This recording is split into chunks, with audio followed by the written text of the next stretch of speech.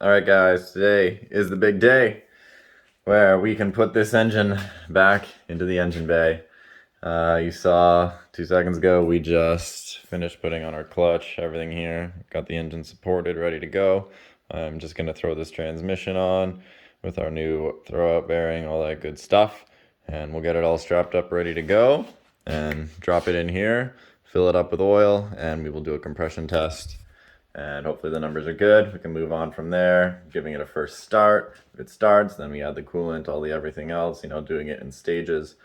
And soon enough, this thing will be driving. We just got to do ball joints, shifter, pin upgrade, little things like that, which are on the way. So as soon as those get here, we'll throw them in. And, the sooner those arrive, the sooner we can get this thing on the road.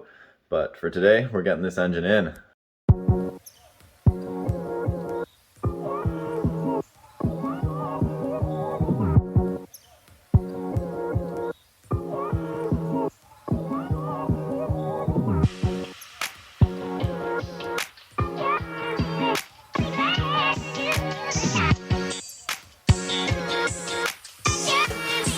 Boom!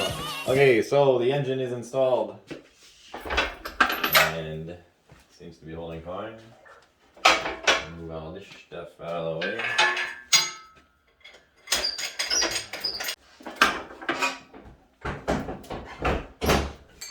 Just keeps wanting to go down.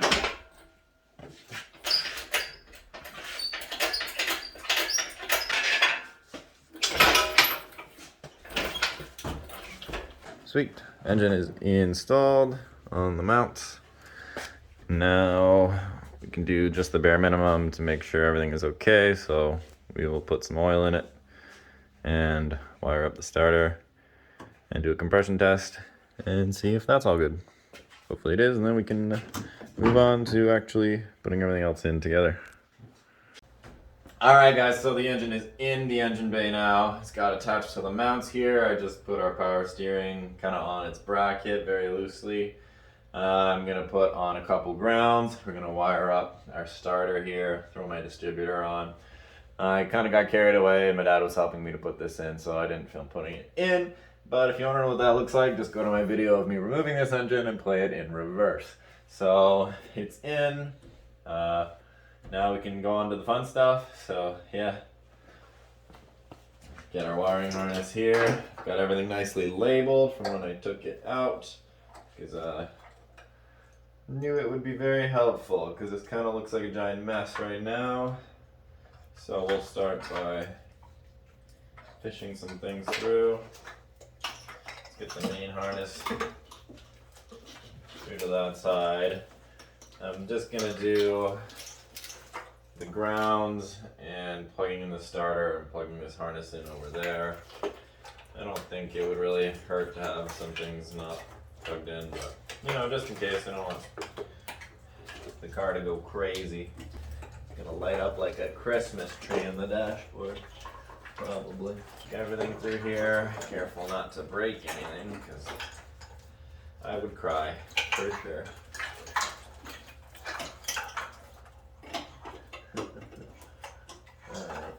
Alright, so yeah, once we kind of route that, put that on, and I'll get back to you guys once we are getting ready to crank it over for a compression test.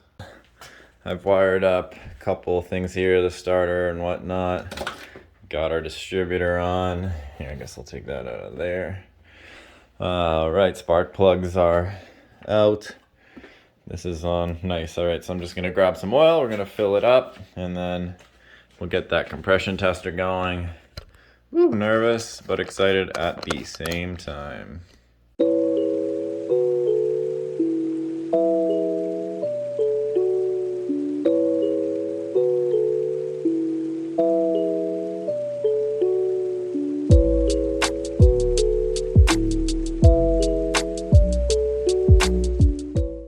This is it. It's all set up. Compression tester's in. First cylinder. Got everything set up. We got oil in here. Everything, well, pretty much just the starter is connected. I'm nervous as all hell. This is scary. This isn't even starting the engine. And I'm literally, I don't want to do this.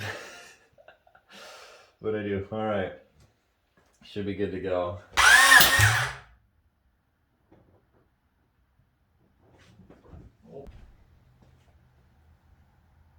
Okay. Okay. Everybody calm down. Snap this off of here.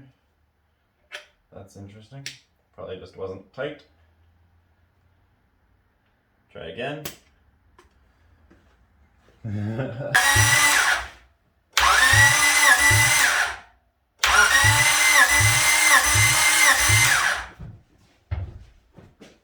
Says 150. That seems good to me. It's a cold motor. It's never been started. Everything is seated. Well, everything is not seated, so potential to make more compression later. It sounds like it's cranking well. Nothing sounds like it's interfering or not moving smoothly. Woo! Just screwing in number 2. Let's hope that this reading is similar at least.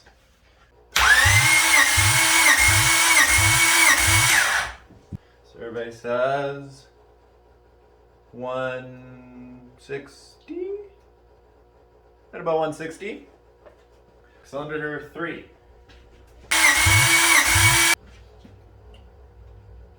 $175. I'm gonna do cylinder 1 again at the end here, just because maybe the battery was weak. I don't know. All right.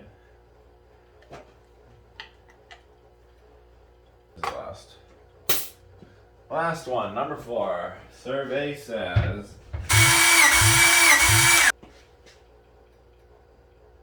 160. Not bad, not bad. And then I'm gonna do number 1 again. So we got 160 on 4, 175 on 3, 160 on 2. And I'm gonna try number 1 again. Yeah, about 155, 160. Look at how much I'm shaking. Yeah, right about 160. So number 3 was the best. That means I probably lapped the valves really well in that one. Yeah. Well, she sounds healthy. Cranks over well. Makes a good thud. I don't think there's anything to be worried about or concerned with there. That's awesome sauce. So that's it. Our numbers are 155, 160, 175, 160. So they're all about within 10 of each other. I'm gonna assume this one is higher because I lapped the valves better. I don't know, I must have had better, whatever. I didn't want to spend 2 years lapping them, so that's fine. I like that. That number is good. That is good to me. So next step, now that we know it has compression, it's cranking good, doesn't sound like it wants to die right now, fingers crossed, knock on wood, all that shit, fucking whatever. So we can go ahead and wire it in to try and start it. We're gonna have to put the turbo on in the downpipe, and yeah, but that's not gonna be this one because I'm gonna be waiting on my air fuel ratio gauge, because I want to know that as soon as it starts up that it's got the right mixture. I have a boost gauge installed, a couple other things going, so. But I'm really excited. We got the engine in, guys, and it's making compression. It's cranking without sounding like it wants to blow up. So super proud of myself. I think this should work. We're so close. Just waiting on a couple parts. As always, we're gonna be waiting on parts till the day I freaking die. But as soon as we get everything in, this will be running, and couldn't be more excited. Wow, this is it, guys. The engine is in. It's in. So now that we've got our engine in the bay, we're gonna work on the little extra things we need to get done before we can take this thing out on the road. Today, we're gonna get our lower ball joints installed. So I'm just gonna do a little time lapse and probably explain over top of that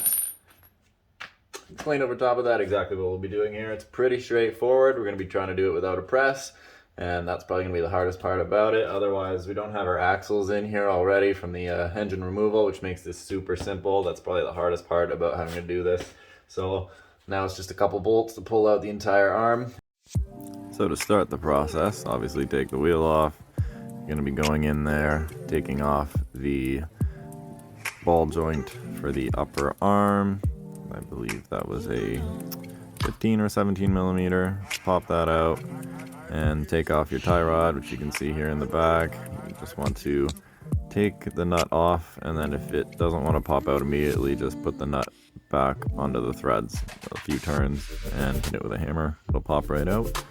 Now we're working on getting the bolt off for the lower ball joint, which tends to get stuck here, so we got some MAP gas to heat it up, and then it should pretty much spin off right away right after that. I believe this is a 17 millimeter bolt here, or nut, same thing. And then we go in, I'm going to remove the actual brake caliper here, take off the two bolts that hold that in, and comes off, boom, pull the disc out, and then you're able to get in there. And it's kind of a pain in the butt to get the lower ball joint out usually, because it's way down in the car, so it can corrode over time, especially if you drive in the winter. So we got a pickle fork here and just hammered it in a bunch. Wound up using a little more heat, I guess. And yeah, pretty much just sit there and give it a good few whacks with a hammer, and it will eventually start to come out and pop out. Not sure if you actually need heat. Alright, so after dealing with that pain in the butt, you saw obviously it really gets stuck in there, so you have to have some type of fork and heat and smack the crap out of it, and then it will come out. And the next the next thing to do, you have a little lock ring right there. Pull that out, and then you should be able to hammer this through, and then we'll put the new one in, hammer that in, I guess. And hopefully it's not too hard to do that because I don't have a press right now.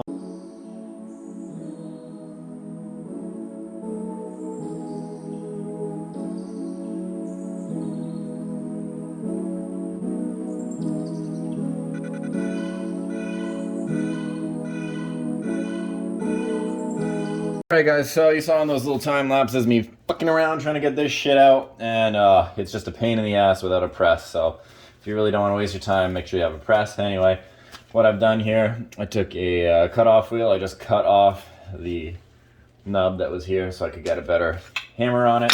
I've just got a spare jack here holding up under the hub, and that's enough for me to secure it like this. And I'm just smacking it with a hammer, and it's coming through. Boom. So there you go.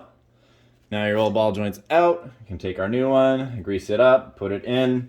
Do this, but the other side, push it through, put your lock in, throw it in the car, bing bang boom, done. Oh my God.